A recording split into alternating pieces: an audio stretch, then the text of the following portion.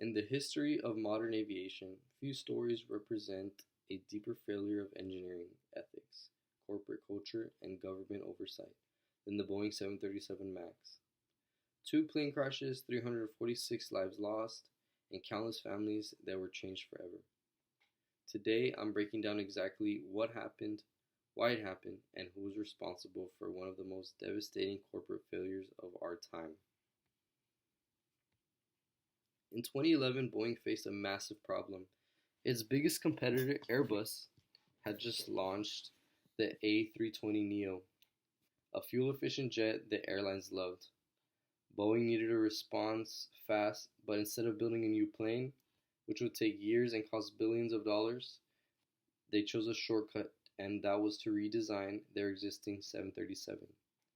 The goal wasn't just speed, it was cost. If Boeing could avoid requiring pilots to undergo expensive simulator training, airlines would be more likely to buy the MAX.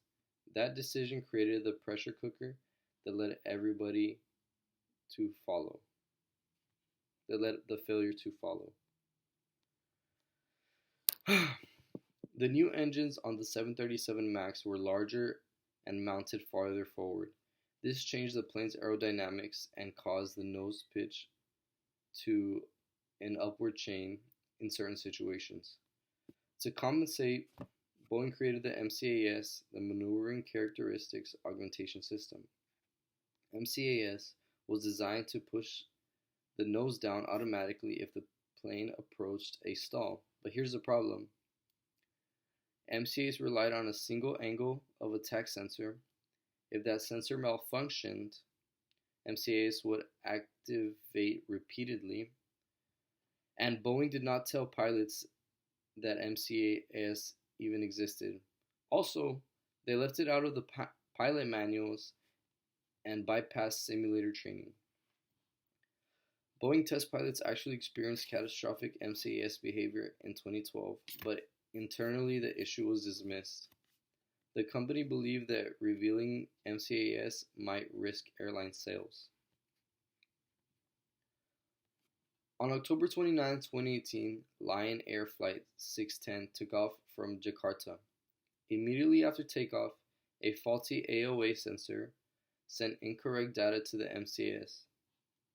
Thinking the plane was about to stall, MCAS was forced downward, nose downward.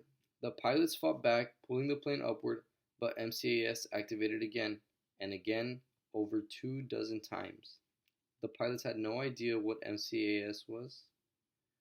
They had no training to override it, and the plane ended up crashing into Java Sea, killing 189 people. Boeing told airlines that the plane was safe.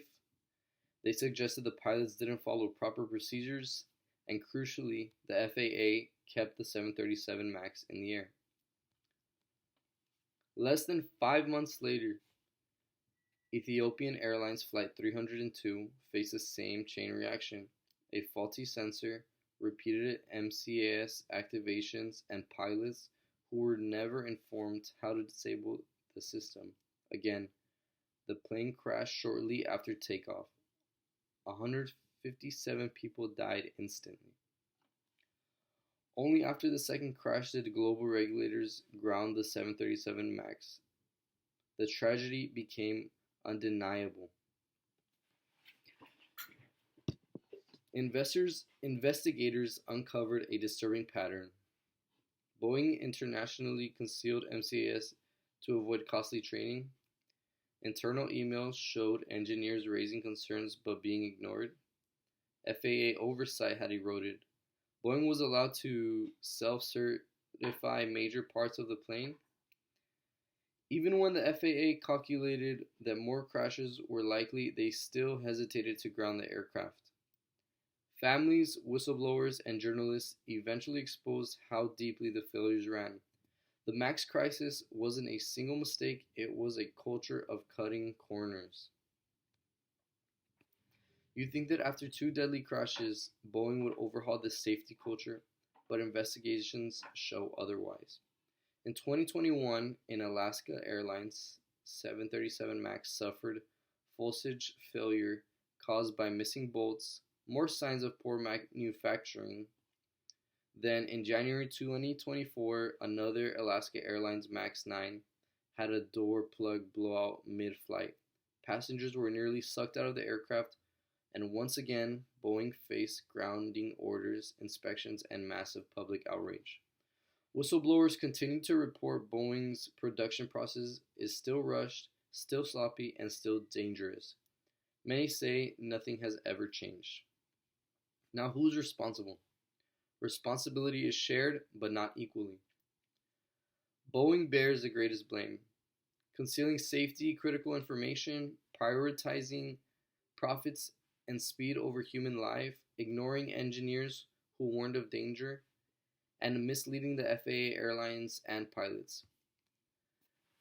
The FAA shares blame for the weak oversight, though.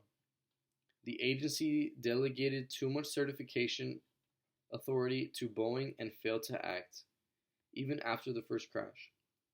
Airlines have the smallest share, but their demand to avoid retraining costs added to the pressure. How could have these things been prevented? Every crash was preventable with simple decisions. They could have used redundant sensors. They could have fully disclosed MCAS to pilots, required simulator training, ground the plane after the first crash, empower the engineers to challenge unsafe decisions, or they could have even maintained a strict FAA independence and oversight. These aren't unrealistic expectations. These are basic principles of engineering ethics.